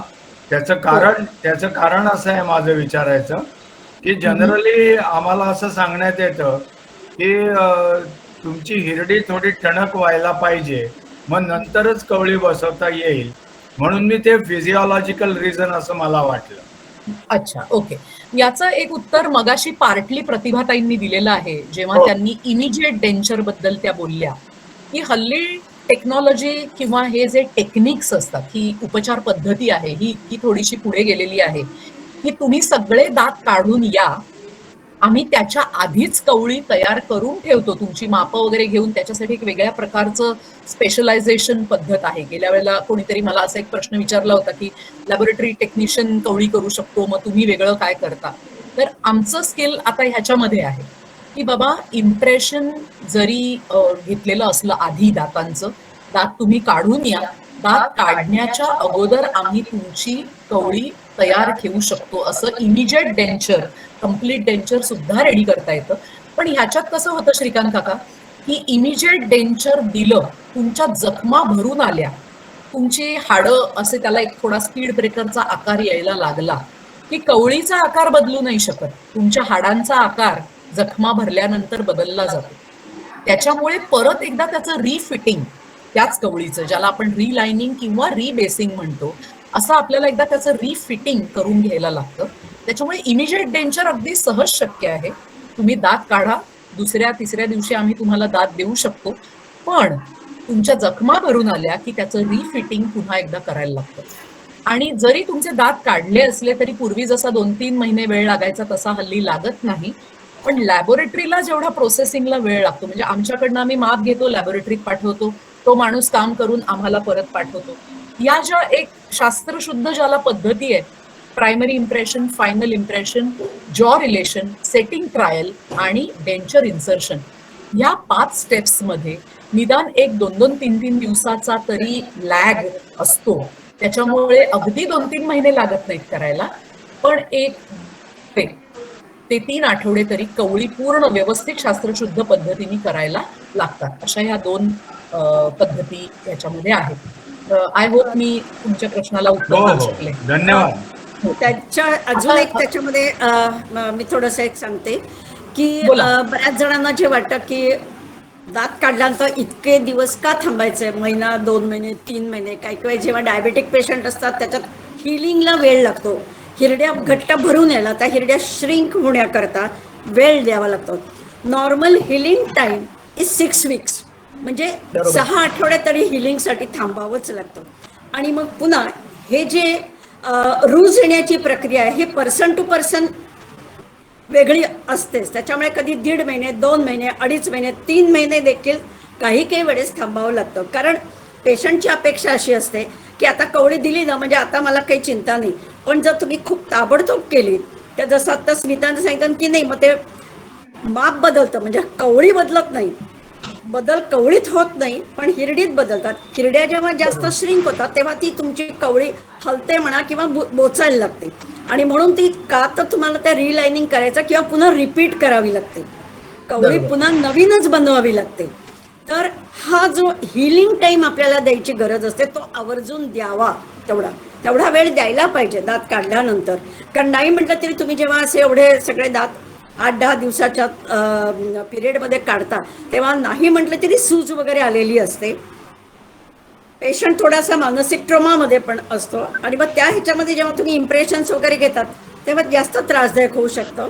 आणि म्हणून ते निदान तेवढा वेळ तरी थांबावा. पण जसं सांगितलं तसं की आता काही वेळेस प्रोफेशनही असं असतं की विदाऊट दात तुम्ही चालूच नाही शकणार, तुमचं काही इमिजिएट करावंच लागतं. सो इन दॅट केस नक्की इमिजिएट डेंचर्स करता येतात. अगदी बरोबर आहे प्रतिभाताई, धन्यवाद. नमस्कार, थँक्यू. तर आता 10 वाजून 10 मिनिटं झालेली आहेत. आपण एक क्वेश्चन घेऊ. कोणाचा आहे काय? विचारू शकता, नाहीतर एक अगदी जसं म्हटलं फ्रिक्वेंटली आस्क क्वेश्चन तसा एक मी प्रतिभाताईंना जनरल आरोग्य म्हणजे आता रिप्लेसमेंट ऑफ द टीथ विषयी नाही, जनरल आरोग्याबद्दल मी प्रतिभाताईंना प्रश्न विचारणार होते. जो प्रश्न वारंवार ॲज डेंटिस्ट कुठल्याही फंक्शनमध्ये म्हणा किंवा फॅमिली गॅदरिंगमध्ये सुद्धा आम्हाला विचारला जातो. तर प्रतिभाताई, की लहान मुलांचे दात किडतात असं सगळेजण म्हणतात की काय करावं बाबा ह्यांचे दात किडतात. तर लहान मुलांचे दात का किडतात आणि ते किडण्यापासून कसे थांबवावे याविषयी काही सोप्या टिप्स तुम्ही देऊ शकाल का लहान मुलांच्या दाताविषयी? आता खरं सांगायचं, लहान काय किंवा मोठे काय, मोठेपणी देखील दात किडतात. बरोबर. आणि आपल्या ह्याच्यामध्ये डेंटिस्ट्रीमध्ये अजून देखील exact aetiology is steel unknown. बरोबर. किडण्याचं खरोखरीच कारण काय आहे हे अजूनही कळलेलं नाही. त्याच्यात वेगळ्या वेगळ्या थिअरीज ठेवलेल्या आहेत की ह्याच्यामुळे किडू शकतो, त्याच्यामुळे किडू शकतो. पण तुम्ही पिन पॉइंट ठेवून किंवा ह्याच कारणामुळे दात किडलेले आहेत असं सांगता येणार नाही. मग ते लहान मुलांचं असू देत किंवा मोठ्या माणसांचंही असू देत. आता लहान मुलांच्या बाबतीत थोडंसं विचार केला तर त्याच्यात 2 प्रकार. एक म्हणजे हेरिडिटरी, पण it plays very important role. आई वडिलांचे दात जर खूप खराब होत असतील किंवा त्यांचेही सतत दाताचे प्रॉब्लेम चालू असतील, किडण्याची जर टेंडन्सी आई वडिलांच्या दातांमध्ये असेल तर ती मुलाच्या दातात येतेच येते. त्याला आपण हेरिडिटरी प्रॉब्लेम्स म्हणू शकतो. दुसरी गोष्ट अशी की कधी कधी हे मुलांचे दात ज्याला आपण एपिडेमिक असं म्हणू शकू काही वेळेला म्हणतात, किंवा एकदम तुमचा 3 वर्षाचा मुलगा होत नाही, तो 8-10 दात सगळे त्याचे ॲट अ टाइम तुम्हाला दिसतात ब्लॅक ब्लॅक ब्लॅक झालेले, किडलेले आहेत आणि पूर्ण घासले गेलेले आहेत. अजून एक गोष्ट होते की ज्या वेळेला बाळ छोटं असतं आणि ब्रेस्ट फिडिंगच्या बाबतीत कमी होतं, पण जेव्हा बॉटल फिडिंग असतं त्यावेळेला त्या बाटलीच्या मध्ये जे दूध घालून आपण बाळाला प्यायला देतो त्या दुधात जेव्हा साखर असते, बॉटल फिडिंग झाल्यावरती, कारण मूल अर्धवट झोपेत असतं रात्रीच्या वेळे, एस्पेशली 2दा-3दा जे काही फिडिंग केलं जातं, मूल झोपेत असतं, आई पण झोपेत असते, त्यावेळेला ती बाटली बाजूला ठेवण्यात येते आणि मग ते जे शुगर असतं त्याचं कोटिंग त्या मुलाच्या दाताला येतं, हिरड्यांना येतं. कारण 6 महिन्यापासून दात यायला सुरुवात झालेली असते. त्याच्यामुळे हा प्रॉब्लेम ह्या बॉटल फिडिंगमुळे पण असू शकतो. त्याच्यानंतर हल्ली पुन्हा जे चॉकलेट्स अमके तमके जेव्हा शाळेमधनं बर्थडेजना देतात की याचा बर्थडे त्याचा बर्थडे करत करत, म्हणजे समजा 50 मुलं असतात तर वर्षातले 50 दिवस तर डेफिनेटली असतात चॉकलेटचं डिस्ट्रीब्युशन करणं. चॉकलेट खायला हरकत नाही, परंतु चॉकलेट खाल्ल्यानंतर इमिजिएटली ब्रश केला गेला पाहिजे, कारण चॉकलेट काय असतं, स्टिकी फूड आहे, हे स्टिकी आहे आणि मग ते तुमच्या दाताला चिकटून राहतं आणि त्याच्यामुळे बॅक्टेरिया फॉर्मेशन होऊ शकतं, त्याच्यामुळे कीड लागू शकते. आणि म्हणून चॉकलेट जरी खाल्ली किंवा इतरही काही च्युइंगम वगैरे खाल्ले तरी, च्युइंगम तर खरं म्हणजे म्हणाल तर मी अगदी टोटली अगेन्स्ट आहे. खरोखरी ब्रश करायला पाहिजे. नुसते चॉकलेट्स आणि च्युइंगम नाही, पॅस्ट्रीज देखील. केक नुसता खाणं वेगळं आणि पॅस्ट्रीज खाणं वेगळं, की ज्याच्यावरती क्रीमी लेअर असतो, भरपूर शुगर असते, त्याच्यामुळे किडायची शक्यता पुष्कळ असते. आणि हे सगळं झाल्यावरती देखील समजा तुम्ही जर ब्रश करत नसाल तर दात किडणार आहे, हे नक्की आहे. अजून एक खास गोष्ट या ठिकाणी म्हणजे आता तुमच्याच घरातले तरुण असू देत, लहान मुलं असू देत, त्यांच्या बाबतीत म्हणजे सॉफ्ट ड्रिंक्स, हे जे थम्सअप, कोका कोला, ह्या ज्या सगळ्या आहेत, कोल्ड्रिंक्स ज्याला आपण म्हणतो, सॉफ्ट ड्रिंक्स ज्याला म्हणतो, तर ह्याच्यामुळे देखील दात खूप लवकर खराब होतात. तुम्हाला सांगितलं तर आश्चर्य वाटेल की समजा जर आमच्याकडे तुम्ही आलात आणि एखादा कुणाचा तरी जर काढलेला दात असेल आणि तो जर थम्सअपने भरलेली जर बाटली असेल आणि त्याच्यामध्ये जर तो आम्ही दात टाकला आणि 8 दिवसानंतर जर तुम्ही तो दात शोधला तर तुम्हाला त्या बाटलीत दात दिसणार नाही. It gets dissolved. Totally acids आहेत. घरातले बाथरूम किंवा वॉश बेसिन साफ करायला थम्सअप आणि कोका कोला अवश्य वापरावा. ह्या सॉफ्ट ड्रिंक्सच्यामुळे नॉट ओनली टीथ बट तुमचे जे इंटेस्टाईन्स वगैरे हेही सगळे बिघडत राहतात. त्याच्यामुळे ह्या काही गोष्टींवरती खूप कंट्रोल ठेवणं आवश्यक आहे. आणि आता किडू नाही म्हणून आपण जे म्हटलं की 2दा ब्रश करणं पाहिजे आणि रेग्युलर चेकअप. समजा स्मॉल ब्लॅक स्पॉट दिसत असेल तरी पुष्कळदा आईवडिलांना काय वाटतं, तसंही हा दुधाचाच दात आहे, पडणारच आहे, मग कशाला डॉक्टरकडे न्यायचं. पण ते तसं करू नका. इमिजिएटली डॉक्टरकडे जर गेलात तर ती कीड काढून त्याच्यात फिलिंग वगैरे केलं जातं. याच्यात अजून एक गोष्ट आहे की ही जी दाताला लागलेली कीड आहे, मोठ्यांचं असू देत किंवा लहान मुलांच्या बाबतीत तर जास्ती पर्टिक्युलरली राहायला पाहिजे, कारण इट स्प्रेड्स व्हेरी इझिली. म्हणजे समजा एखाद्या टोपलीमध्ये आंबे ठेवलेले आहेत, आत्ताच आंब्याचा सीझन आता संपत येतोय, पण आंबे ठेवले, त्याच्यातला एक आंबा जर किडलेला असेल तर विदिन नो टाईम इतरे आंबे तुमचे खराब होतात. सेम वे एका दाताला कीड लागल्यानंतर तुम्ही जर ट्रीटमेंटनी तिथं स्टॉप केली नाहीत तर इतरही दात पटकन स्प्रेड होतात, कीड लागते इतरही दातांमध्ये आणि इतर दातही बिघडतात. त्याच्यामुळे ही पण काळजी घेणं जरूर आहे की त्या दाताला ताबडतोब चेकअप करणं आणि ट्रीटमेंट घेणं जरुरी आहे. आणि काही वेळेला आता हल्ली थोडेसे लेटेस्ट टेक्नॉलॉजी म्हणूयात, लेटेस्ट काही मटेरियल्स अवेलेबल आहेत की ज्याचं ॲप्लिकेशन केलं जातं दाताच्या वरती, एक कोटिंग दिलं जातं, सो दॅट कॅन स्टॉप. म्हणजे पिट्स छोटे जे असते, दाताचा जो सरफेस असतो त्याच्यात तिचे खड्डे असतात, तर त्याच्यावरती हे जर कोटिंग लावलं गेलं तर काही प्रमाणामध्ये तरी निदान ती कीड आपल्याला प्रिव्हेंट करता येते, जे कुठेतरी थांबवू शकतो आपण ते. पण बेस्ट इज तुम्ही त्याची ट्रीटमेंट घेणं, रेग्युलर चेकअप आणि ट्रीटमेंट घेणं खूप आवश्यक आहे. अगदी बरोबर. आणि मी तर नेहमी असं म्हणते प्रतिभाताई की मुलांना चॉकलेट, बिस्किट हे जे गोष्टी देणारे हे आपणच असतो. म्हणजे लहान मुलाला काही समजत नाही ते खायचं, त्याची सवय कोण लावतं? मोठी माणसंच त्यांना सवय लावतात आणि नंतर म्हणतात की मुलांचे दात किडतात. म्हणजे हा मी माझ्या स्वतःच्या मुलीवर केलेला प्रयोग आहे की 2 वर्षापर्यंत माझ्या मुलीला मी कुठल्याही प्रकारचा शुगरी पदार्थ दिला नव्हता, त्याच्यात साखर असेल असा. बिस्किट, केक, चॉकलेट तिला माहीतही नव्हतं. त्याच्यामुळे काय झालं, इतर पदार्थांबद्दल तिला आवड निर्माण झाली आणि साखरेचं जे एक मुलांना व्यसन असतं, गोड पदार्थांचं जे व्यसन लागतं, त्याच्यापासनं ती मुळातच दूर झाली. त्याच्यामुळे मी हे करून पाहिलंय स्वतःच्या घरामध्ये की तुम्ही मुलांना दूर ठेवा ह्याच्यापासनं, की आपोआप मुलांना ते जे लागणारं व्यसन आहे किंवा क्रेविंग आपण म्हणतो, की त्याची लागणारी चटक जी आहे त्याच्यापासनं तुम्हीच तुमच्या मुलांना दूर ठेवायचं आहे. एकीकडे तुम्ही त्यांच्या हातामध्ये चॉकलेट, बिस्किट, वेफर द्यायचे आणि दुसरीकडे आता त्यांची कीड कशी थांबवायची असा विचार करायचा, हे नाही उपयोगी. तुम्हीच ते थांबवणार आहात, तुम्ही ते द्यायचंच नाहीयेत मुळात, म्हणजे हे आपोआप थांबू शकेल आणि म्हणजे त्याला क्रेविंग, त्याची चटक निर्माण होणार नाही. म्हणजे काही वेळेला माझी मुलगी असं भल्यांना एकदम हे व्हायचं की ती सांगायची की चॉकलेट कोणी दिलं हातामध्ये तर ती सांगायची थँक्यू, पण चॉकलेट मी फक्त रविवारी खाणार आहे, कारण माझी चॉकलेटची बँक आहे, त्याच्यात आईनी ते ठेवलेलं आहे, चॉकलेट ठेवेल ती त्याच्यात, आणि रविवारी मी खाईन.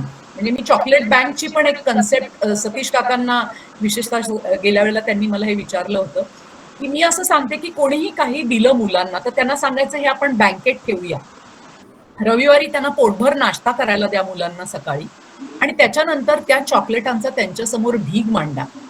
पोट भरलेलं असेल तर ते मूल 1 किंवा 2 ह्याच्यापेक्षा जास्ती चॉकलेट खाऊच शकणार नाही. चॉकलेट दिल्याचं त्याला समाधान असेल की ज्याप्रमाणे आई वडिलांनी आपला शब्द पाळलाय. ते झाल्यानंतर मात्र त्या मुलाला सांगायचं 5 मिनिटांनी मात्र आता तू दात घासले पाहिजेस. अशी जर का चॉकलेट किंवा बिस्किट किंवा केक बँकची संकल्पना तुम्ही रुजवली की तू वाटेल त्या वेळेला चॉकलेट बिस्किट केक नाही खायचंयस, रविवारी नाश्त्यानंतर तुला मिळेल, पण त्यानंतर 5 ते 10 मिनिटांनी तुला दात घासून टाकायला लागतील, तर आपोआप त्या मुलाची एक काय म्हणूया हौस पूर्ण होते. ऍट द सेम टाइम आपण त्याला कुठेतरी वळण लावत असतो, आणि हे खूप महत्वाचं आहे असं मला वाटतं. म्हणजे मी काही वेळेस माझ्या पेशंट्सना हेच सांगते की तुमचं 10 रुपयाचं चॉकलेट आज तुम्हाला 1000 रुपयात पडतंय, त्याची ट्रीटमेंट करावी लागते. हो खरंय, अगदी बरोबर. बरोबर. फारच छान सेशन चालू आहे आपलं आणि ते असंच राहावं अशी इच्छा आहे, परंतु वेळेची मर्यादा आपल्याला पाहायला लागेल. त्याच्यामुळे विनायक काका, ओव्हर टू यू.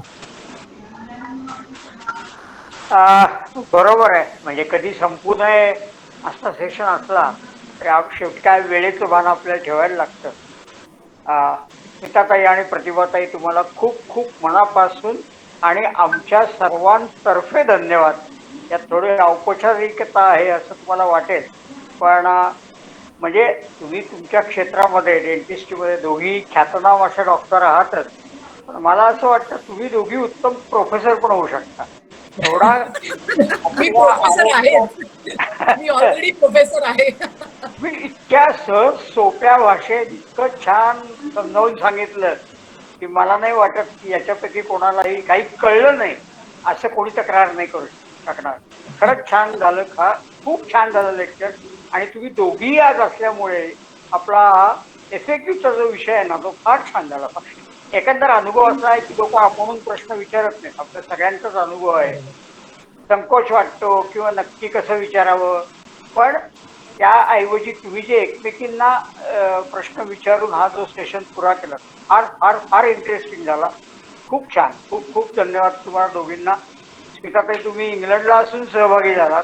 प्रतिभाताई तर खूप व्यस्त असतात, मला माहिती आहे त्यांचे सगळे उपक्रम, आणि असं असताना तुम्ही एवढा वेळ काढून आपल्या आठवले परिवारासाठी इतकं छान ज्ञान दिलंय ना की खूप खूप आभार.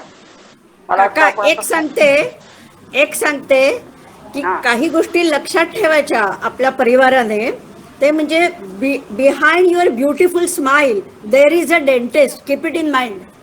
बरोबर, अगदी खरं, अगदी खरं, अगदी बरोबर. थँक्यू. थँक्यू. आणि नंतरही काही प्रश्न असतील तर प्रतिभाताईंना किंवा मला इंडिव्हिज्युअली, तुम्ही पर्सनली, काही काही संकोच वाटतो विचारायला, कोणाला विचारायचे असतील तर पर्सनली प्रतिभाताईंना किंवा मला सुद्धा व्हॉट्सअपवर तुम्ही पाठवू शकता.